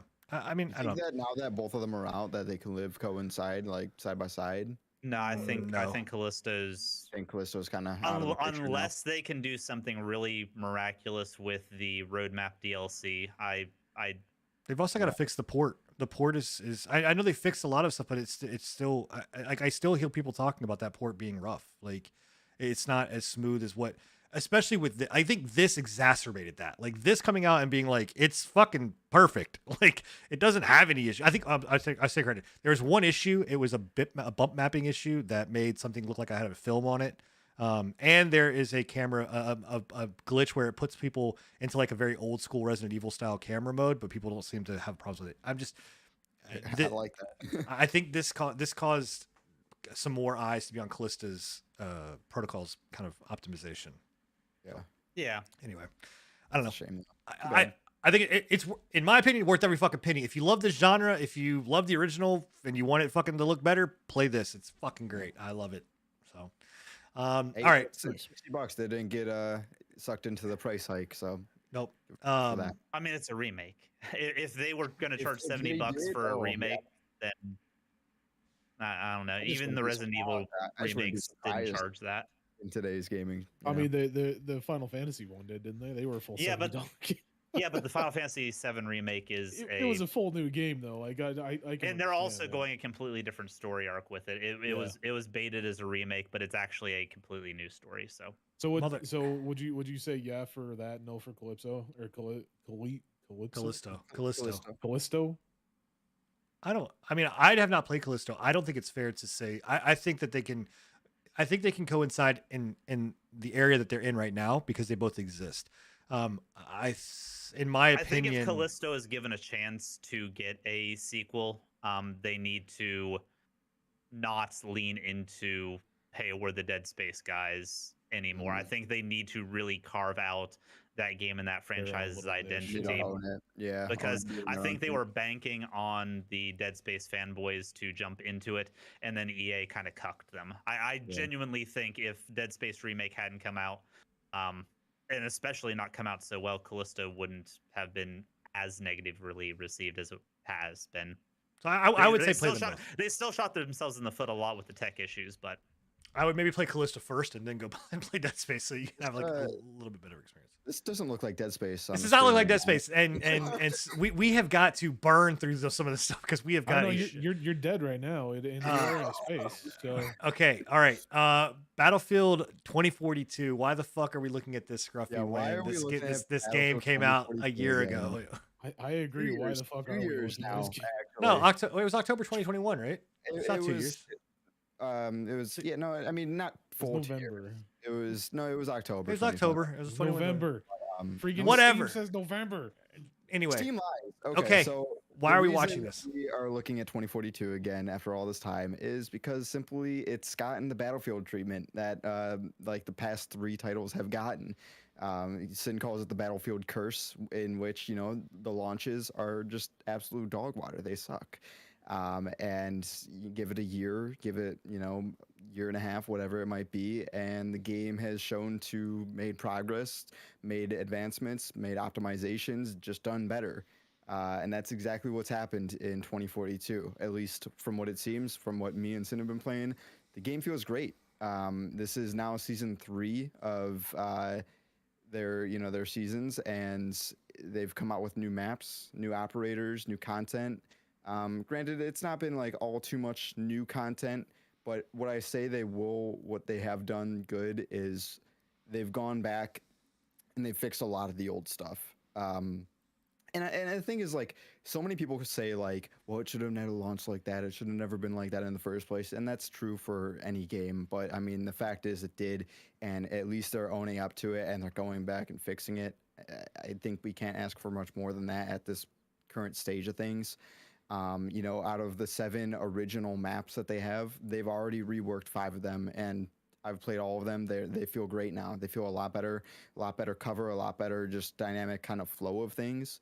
And with every season, they're adding more operators and new maps. I think the game feels great. Is that content free, or are they charging for it? Battlebit still does it better. Okay. Sorry. That's fair, but so content. You know what? Actually, since I have the gold edition, I don't know. I think you do have to pay for the battle passes. Okay. There's the content is free. The content updates are free. You get the free like the maps and stuff. The maps and stuff like that you get it free. The battle pass there is a free version and then there's a paid version of the battle pass. The paid version basically gives you skins if you get premium and things like that. They basically have gone, and the one thing that they also walked back is that before the guns were locked behind. No. I checked on this. They were never fully locked. We only thought they were because I think it was just hard to tell, but they were under the free edition of the Battle Pass. And the thing we were confused about is we weren't sure if you would be able to get those guns after the Battle Pass expired. But immediately upon Season 2, you were able to get the Season 1 Battle Pass guns just through new unlock challenges. Right, but what I was saying is that premium gets them. What I was trying to say is that premium, and what they've walked back is that premium would get those guns before the free versions of that would. Like, we would be able to get access into those guns a lot quicker and a lot sooner. They have canceled that and made that so the premium version, we get skins, we get things that the other versions don't. But we all get the guns at the same time. Like, we are able to unlock those guns at the same time. Okay, I mean, that's a good thing in my eyes. Is like I don't think that they should be locking like progression systems like that behind a fucking battle pass. Like, if you want to have a battle pass, do what you're doing right now and do full cosmetic only. Yeah, like, it just seems like a no-brainer to me. They are doing great on that aspect now, and even just the game feel, like the optimization and the way the game feels and moves, it feels great. Honestly, I mean, even Sin's been saying it. Like, it just it feels. Season two felt like shit. They changed the system. It felt like it changed. They changed it again. It still felt like shit in my opinion. Coming back to this, it feels like reverted back to like the season, like before preseason 1, and they've even just made it feel like a little weightier, but like good. And it just reminds me of like playing Battlefield 3 or Battlefield 4. I wouldn't say it's as good as Battlefield 2 or Bad Company 2, but it definitely it deserves its due. And honestly, like, I would recommend, it's been on sale a fuck ton of times. I think it's on sale currently now. It's about to, if not, it will go back on sale for like $20. It's well worth the money. Like, if you like Battlefields, you like shooters, if you honestly, to me, this is like the better Warzone. Like, I know it's not a BR, but I would rather play this than play Warzone, and things. So it's I don't know. I think it's great. I'm loving it. So Yeah. Battlefield Curse, man. Wait a year. Also on Game Pass too. Yep, just wait a year. So, all right. Is it on Game Pass? That's crazy. Yeah. Yep. Okay. Well, that is the end of what we've been playing. And we now have. I got a lot to do in a little amount of time to do it. So we're gonna burn through these things and as thorough as we can. But we're gonna kick off the whole idea of walking stuff back and delays with this game that we don't know if it's ever gonna fucking come out and if it's a complete load of garbage. But I am coining it the day before bullshit. So it is the day before, or I don't even know if it's called that anymore. Like, is it? Why do the cameras? Why do the cameras keep going away? Come back. Technically, they don't own that name. They don't own it. Well, we don't. Is know that if they true own it. or not? That's the biggest thing. Is like right. they currently the whole like the conspiracy theory is that like they manufactured this. They actually own the trademark, but in order to stop them from having to release shit, they just came up with some bullshit. Which obviously, again, that's just a rumor, but. Yeah, I mean, at this point, it's kind of crazy, right? But they got, so if you're unaware, the day before was supposed to come out in March. Right before they were supposed to release this like trailer or whatever, they basically said, "Oh, our Steam page is now taken down," but it's taken down because of an error. It seems like known bug. Yeah. Seems like no, it's not. It seems like that nobody has ever seen. Yeah, it seems like, what the fuck are you talking about? No, it's not. And then it was like, oh, well, it's taken down because the trademark. Somebody tried to trademark our name before we got trademark, and then they found out that was false. That it was actually like the person that tried to, like, you had ample of time to trademark the title the day before. You halted, you released all this shit. You still hadn't filed your paperwork, and then some dude that they still can't find patent or trademark the name the day before, but there's pretty sure that guy is tied to the Fnatic Studios. They know who bought the trademark. The name. Well, the trademark's out there, right? The trademark, right? But they're saying that like the person that bought the trademark, they think is tied to that business in some way, shape, or form. So then it's fucking shady as shit, dude. So then they delayed it. They're like, well, we've got to delay until November so we can figure this stuff out and polish the game. So then they delayed the video that was supposed to go. The video that they did play was an app or a video to sell their app, like Skype, some kind of bullshit workflow app. That's what I've been saying from the start, is like that this game in every aspect has just been an advertisement scheme for all of their other apps and games. They did it with the prop night, that when the first like trailer for the day before came out, at the very end they're like, oh, and go check out our game, the prop night, out now on Steam. And then they just did it with this app. Yeah, I feel like it's just all one big advertising scheme. Are we going to talk about the video, the interview as well? Which interview? They had an interview with, I can't remember who it was. I don't think it was IGN, but it was one of the game review sites, right? And apparently, according to that interview, they stated that they were going to delay the game regardless of what happened with the trademark. They were going to release this 10-minute video and then announce that they were delaying the game regardless. So, what is it? Or did you delay the game because you don't have a trademark? Do you actually have the trademark and you just wanted to delay the game? Or is the game not even real? We're going through so many like escapes and everything. It's all getting crossed. Like, was it a bug on Steam? Was it a trademark issue? Like, were you always planning on delaying it? Like, what is it?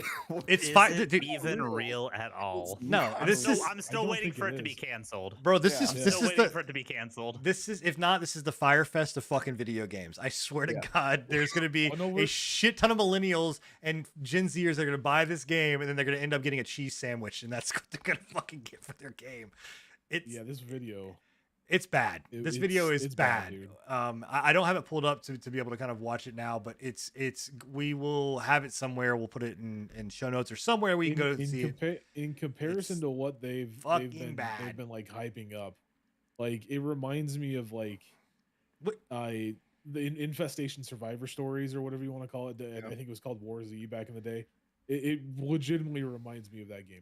Like 100% reminds me. It reminds me of and granted this was a real game, but The Division, when they first came out with their trailers and stuff, all of that was like scripted, like fake shit too. But like that game was real. This game, they're doing the same thing. I can't believe it, man. Here's I don't know. Here's my thing. Did anybody watch that fucking video and realize how much they panned in on that girl's butt? That's what I literally put it in the chat. I'm like, it's so much of just like, look at this butt. It's like, what is this game? Honestly, to me, it looks like a worse version of the first State of Decay. Yeah. Like it has that level of quality to it. Only State of Decay digitized their own muzzle flashes and didn't just rip a PNG file. Oh my god, that's so bad. That was the craziest part to me, dude. Was you like see when the shot? I saw it on the previous video that they posted, not the 10-minute video, but the one that they were like, hey, we swear we're gonna post a video with gameplay on it, but here's something to tide you over, right? And it had like 2.5 seconds of gameplay, and it just had the dude walking down the fucking hallway shooting his gun, and I was like, dude, that's literally just an image coming out of the front of his fucking front of his gun. I'll show you an example, chat. The people that are here live, this is why you should join us live. I'm going to show you an example with Bill's camera as to what the muzzle flash looks like. Bill, I want you to go like a gun. All right, you ready?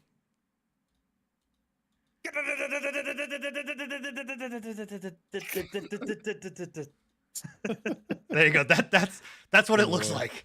It's legitimately exact. Actually, I think we did better. I think we did better on sound and quality of image. They should hire us for their graphic design and sound, because like that was phenomenal, Bill. I felt like I was there in the scene with it. So immersed. The gun had a breakdown there at the end, so that's why the RPM slowed down.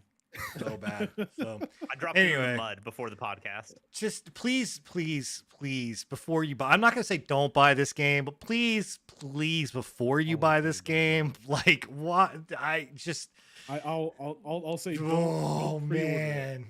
Don't fucking pre. Did they bring it back on Steam? Is it back on Steam? No, it's not on Steam. No. Oh well, good. But if it does come up on Steam, don't pre-order. Please don't. For the love of God, don't do that. Anyway. I mean, you could literally go out and go play Battlebit. You could flush $40, $50, however much it's going to be for a pre-order down the toilet and get better outcome for your money. Maybe I'll create a deep fake of this game and then take the money for it. So. There you go. You probably get the trademark still. Yeah, right. Somehow.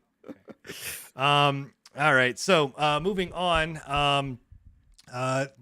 Obviously this is I want to make sure we don't make light of this, because anybody losing their job is just not good. But Microsoft, in the past couple of weeks since the show last show aired, Microsoft ended up, and several gaming sites, Wall Street Journal was another one, Washington Post was another one, Giant Bomb was another one, I think GameSpot, IGN, several sites, gaming sites, they all had massive layoffs. Microsoft obviously was the largest with 10,000 people laid off across all of Microsoft, but a lot of it was heavily focused on 343 Studios.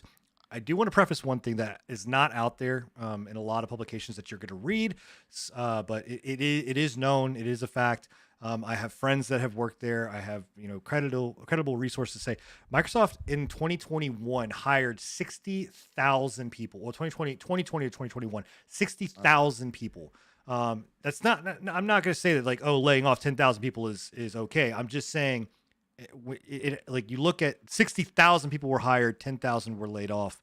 I just wanted to. You also got to look at it as the thing you got to remember with Microsoft, and the thing about these layoffs is that it wasn't just one company. It's not like it was Xbox. Well, it wasn't just all 343. A lot of it came from 343.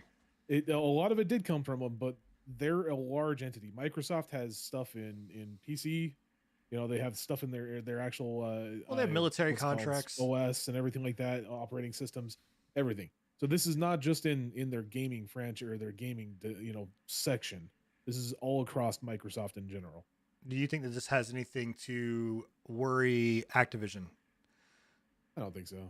In fact, Phil Spencer came out, I think like yesterday or the day before, and was like all but assuring people that the Activision deal is going to go through. He's just like, yeah, we're not worried about this. Right, but do you think do you think people at Activision and Blizzard should be concerned in the sense that oh, right, about their 100%, job? I think they should be concerned. Yeah. No, 100%, because I think that once they get onto the Microsoft franchise, or whatever you want to call it, the Microsoft side of the business, Microsoft's going to go in and look at it and be like, why the hell do you have people still working on like Warcraft 3 Reforged? That's a failed game. We're done. We're not doing that. I'm sorry. Yeah. I mean, at that point, they're under their jurisdiction. So, Well, I mean, I think a lot of it. One of the things I think they should do is they should go in there and be like, senior management, all this shit that's all these, you're gone, you're fucking gone, you're out, you're fired. There's no, I think they need to get rid of. I think they need to get rid of Bobby for sure. Well, I think he is gone. He's would be. No, he's as far as I know, he's still on retainer with them until like.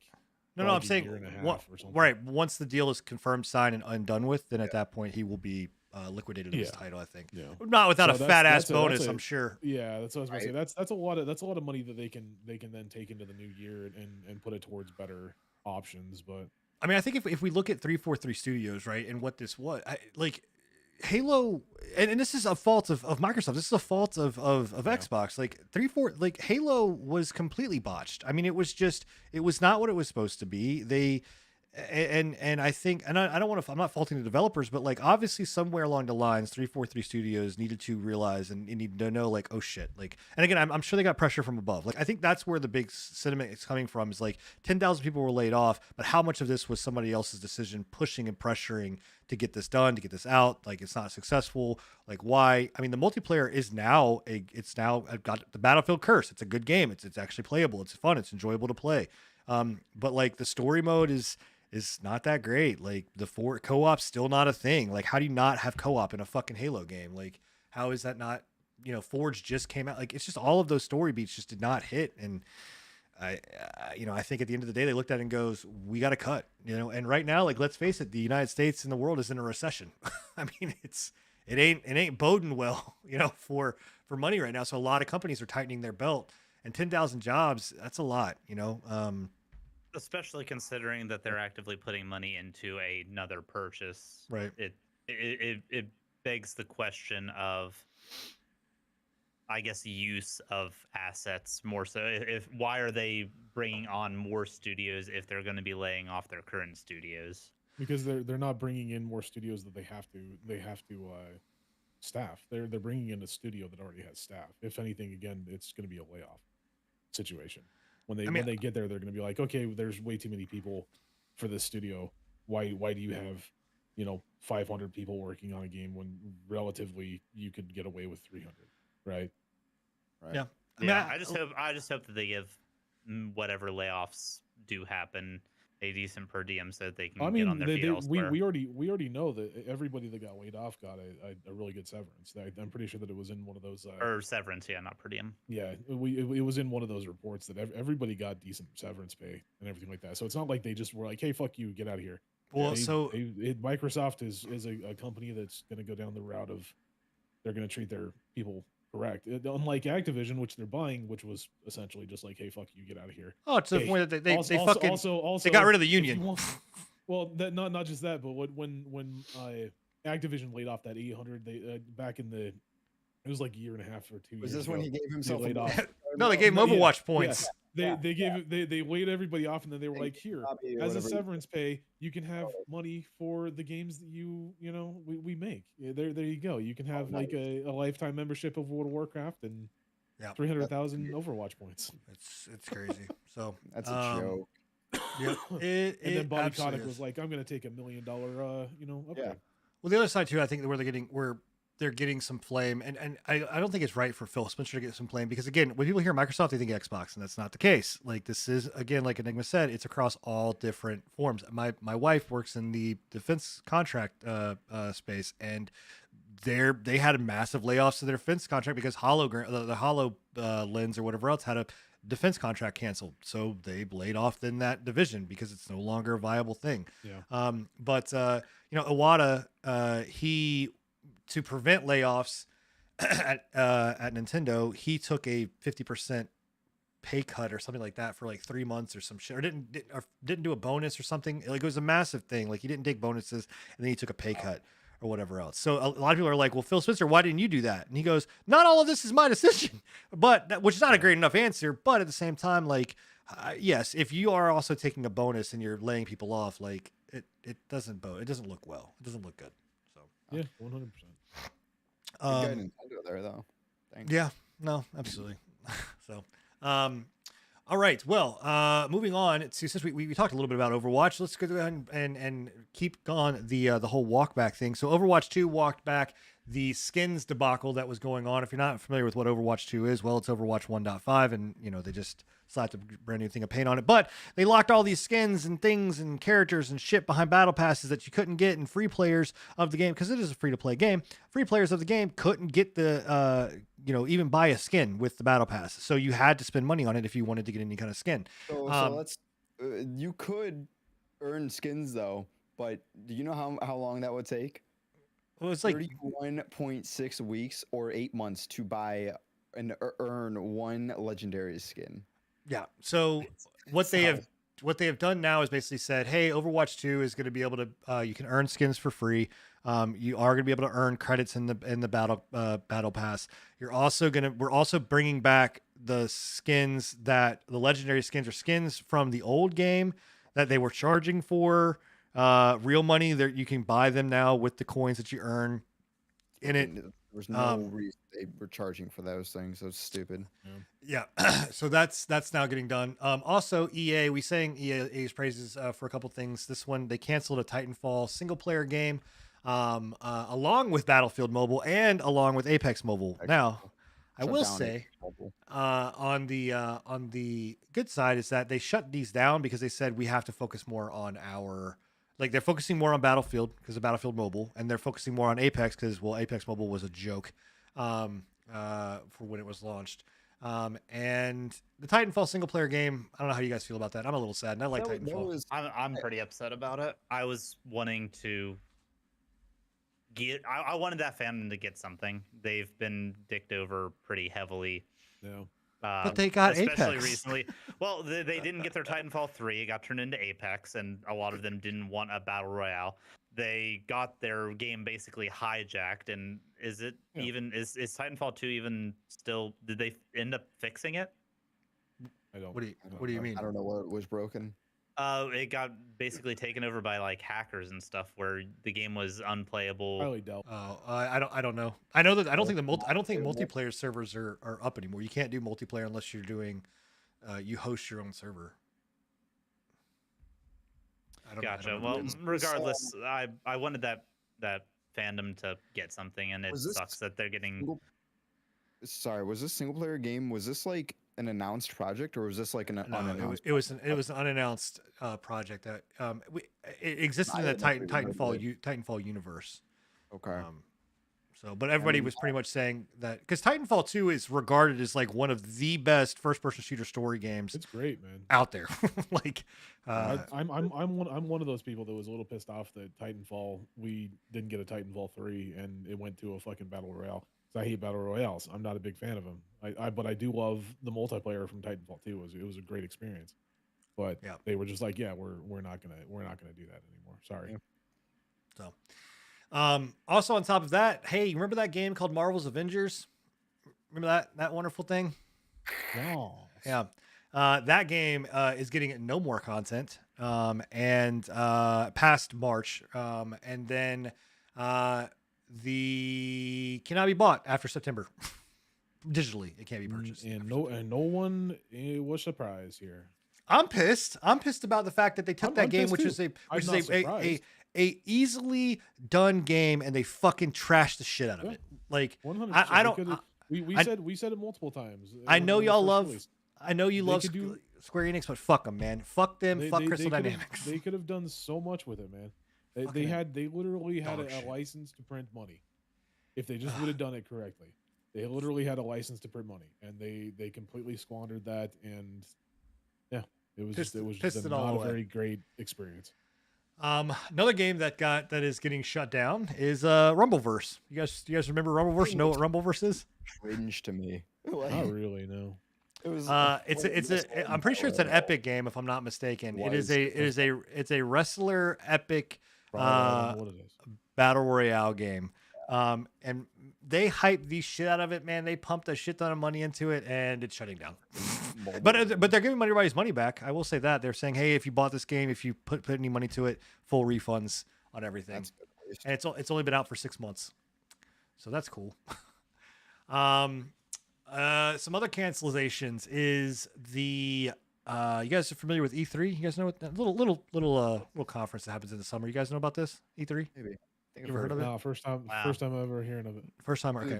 All right. Well, it's a video game conference. It's small. It's not really big, but no, Sony, Microsoft, and Nintendo all said, "Fuck it, we're not going to be there." Why would they be there for a small convention anyway? Yeah, right. No, the E3 is massive, by the way, guys. We're full meme if you don't hint the sarcasm. But no, so notoriously, I mean, slowly but surely, we kind of figured this was probably going to end up happening, but I don't think that the E3 knew it was going to happen. I'm pretty sure last E3 we kind of predicted that this was going to happen. We were like, E3 itself has become such a joke these days that it's better for these gaming companies just to put on their own and deal with it, essentially. Right. Because that's what Sony's been. So Sony has been in E3 for years. Well, neither is Nintendo. Nintendo was the first one to bump, and then Sony bumped, and then Microsoft was kind of the staple, and now they're saying, "Fuck it, we can do it on our own." So, which is interesting because I wonder if they're going to be at Keighley. It's called Key 3, but it's Jeff Keighley's like summer game fest thing that he does. There's rumors that they'll be there. I don't doubt it. Yeah, I really don't doubt it because Keighley has built up such a reputation in the gaming industry that I'm willing to bet that they'll be there no matter what. I don't know about Sony and I don't know about Sony and Microsoft and Nintendo, but Microsoft for sure. Yeah. You think Bill Clinton will be there? Oh yeah, 100%. Maybe, yeah. He's my reformed rabbi. Yeah, unorthodox rabbi. Yeah. Absolutely. I mean, I guess the better question is, how long do you think E3 is going to last? Like realistically, like what, 2 more years, 3 more years, maybe in this format? Yeah, I was going to say that 2, 3. I don't think it depends. It depends on how they take it. If they continue to try and make it into like this big gaming fest, that's one thing. But if like they take it back down the direction that it originally was, where it was like a technology, it was a press. Well, it was press only. It was like a press technology type deal where you saw the latest in technology with like the latest computing power, the latest CPUs, the latest everything. Everybody does it at CES. Yeah, now. Maybe. Yeah, and that's what I'm saying. Like they made it CES because E3 went more towards the direction of gaming. They went less towards the direction of technology and more towards gaming in general. Yeah, it's when I went to E3, I can tell you right now that I followed every single E3 since their existence, and when I watched it in the past, it was like, okay, this is dope, man. This is like a press thing. Like this is like cutting edge, like video games, everything like that. I go now and I swear to God, it's like I have stopped at like a truck side like strip club because I'm just like this. Nobody wants to see any of this, and it smells. Why is the floor sticky? This is gross. Like I don't want to touch anything. It's nasty. Anyway, the question is, do you think they're gonna have a wrestling ball pit at E3? Oh, 100%. Yeah, with deepfakes. Let's go, boys. Let's go. Let's break some backs. Yeah. Oh, because the Twitch thing. I see what you're talking about. Ah, okay. Yeah. Hey, maybe you know what? Maybe you go there and then you just say that you broke your back there, and then you get a bunch of money. I'll just get a bunch of money. Yeah. That's actually a good idea. I'll just lightly. Never mind. We're not going to talk about this because this is incriminating evidence if I do it. All right. Moving on. More delays. More delays. In game. Yeah. In game. More delays have been happening. So I'm going to list them off real quick. Redfall, or actually, I'm going to wait for Redfall because I got something else to say about that. Jedi Survivor, which is the EA sequel to Jedi Fallen Order, is got pushed to April 28th. But they have announced, and again, kudos to EA. I can't believe I'm saying this. Like, I don't know what the fuck's going on, man. EA is doing right. Somebody kicked someone's ass up at that studio. But they said, look, the game is done. We are finished. Like, we are not pushing for, we are literally just polishing it so that it can come out with no problems.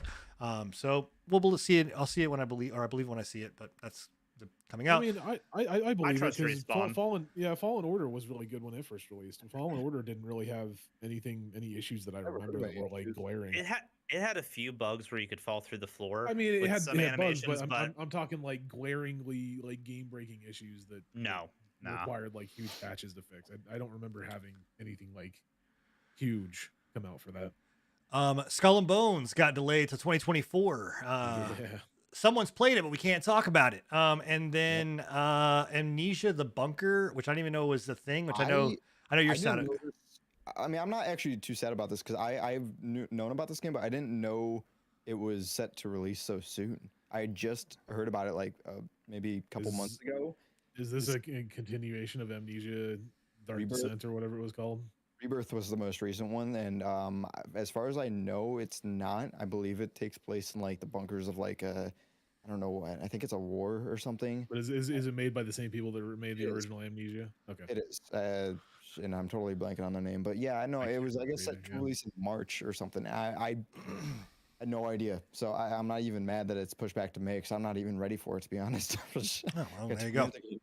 So yeah. All right, well, we got pushed to Bay. And then Redfall 2, which this is the one I know we're kind of upset about. But if it's going to come out good, then great. But Redfall, that was supposed to come out in February, I believe, got pushed to May 2nd. The other thing that's really weird about this kind of people are on a little bit of an uproar is that it requires an online presence, even if you are in single player. So you have to have it's always online, even if you're in single player mode, because it is a persistent world. As I was going to say, it kind of makes sense because like you got to remember that as far as I remember, you can take your character into wherever. Like you can just drop in, drop out multiplayer. So the reason that they gave is that they're supposed to, that this game is, which is on them, but they have been pitching this as like a Left 4 Dead style kind of game, which it is. But what they said was like it should be looked at as like an MMO as far as the world is concerned. Yeah. So like just like an MMO game. It's like I was talking about when we were covering it on the last on the Gamescom or whatever. I'm pretty sure it's supposed to be open world. I'm pretty sure it's more akin to like The Division than anything. Right. What was that one game? The like Secret World or something, or Well, Secret World was an MMO. what? Maybe they're trying to do something like that. I think The Division is more closely related to kind of what it is. I would, that or from like everything that I've read and looked at, it's more like a Division or I almost was like Destiny put it style. like I would say Destiny or like an early like original Guild Wars, like Guild Wars where you'd have a hub, you could see a bunch of people, and then you would go out into your instance world, version of it. So, Maybe. yeah, I'm excited for it. I'm looking forward to it. I'm excited for it. I'm not excited for the price point, so I'll definitely be getting it on Game I mean, Pass. I was about to say it's on Game Pass, so you don't really got to worry about it. but it's also Yeah. $70. It's going to be the first version. I'm just One so of the first tired of that, ones. man. Because like I miss like actually just like buying games and feeling good about it. Thanks, Sony. You know, You This can't was say the just industry. This wasn't I just actually Sony. buy a game and You can feel scapegoat good. all Sony you was want. the first one to fucking They do were it, the bro. first, but listen. If you want to be high and mighty about stuff, all the other studios could have not. They could I have. agree. They could have No, walked away and 100%. left, I'm not saying that Sony it's not being the big assholes. I'm but they not didn't. saying that But it's they not an didn't. asshole move on them. Yo, I am Bill was saying, though, Bill that was they so were the quiet ones- for like the last like 15 minutes, Right? and you And then fucking I say this. something about Sony, and he's like, You "What you fucking say to me, bitch?" Listen, just give credit where credit's due. It Sony wasn't the reason that the $70 price it's- hike happened. it's Yes, they were fucking the first to capitalism. adapt to it, but It's 100. They are 100% the reason why they got away with it, and the rest of them were like, "Okay, yeah, we can do okay. that." They're the, Moving on.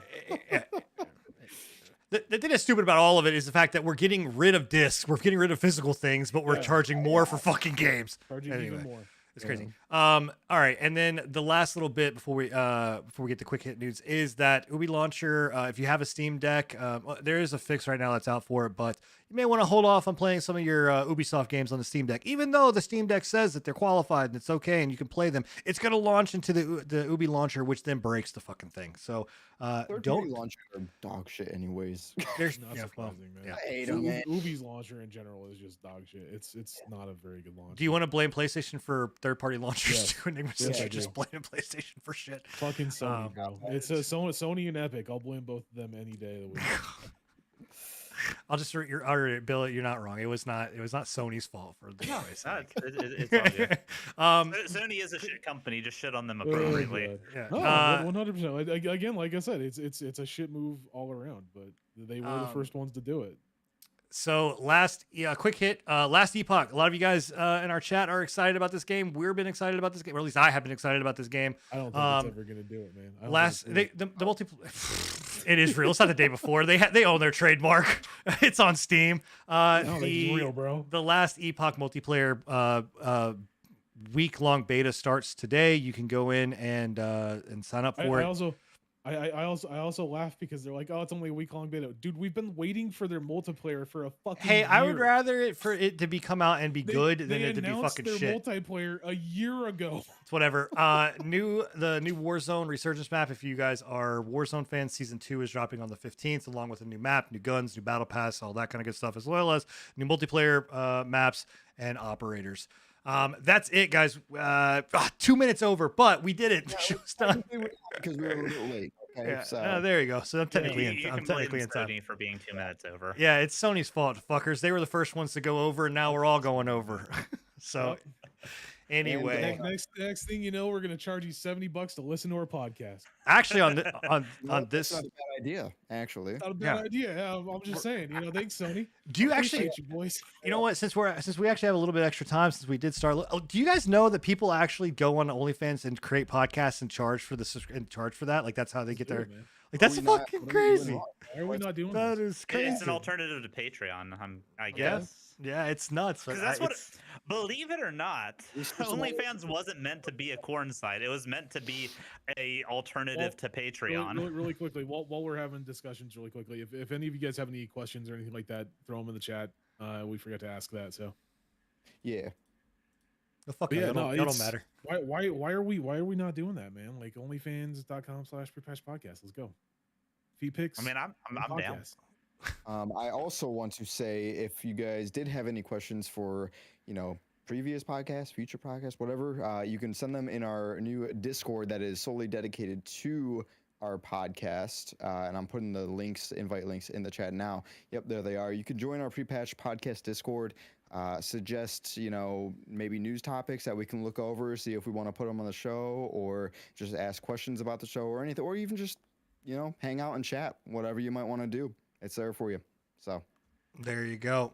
So, guys, episode 73 is in the books. Again, a reminder that next week you will get episode 74 as we are doing a back-to-back week to make sure that we stay on schedule.